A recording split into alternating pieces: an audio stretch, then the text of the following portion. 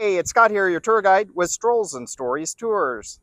Join me for our Downtown Tucson and El Presidio walking tour by Strolls and Stories Tours, where we stroll the charming sidewalks of Tucson's historic neighborhoods. Learn of Tucson's 4,000 years of Native American history and how the base of A Mountain is one of the oldest continuously inhabited places anywhere in North America. We chat about the details of Tucson's founding as a walled Spanish Colonial Presidio as a part of New Spain way back in 1775. Hear the tales of our pioneer founders as we stroll past their mansion homes on Main Avenue, known to the residents of the Barrio Viejo as Snob Hollow.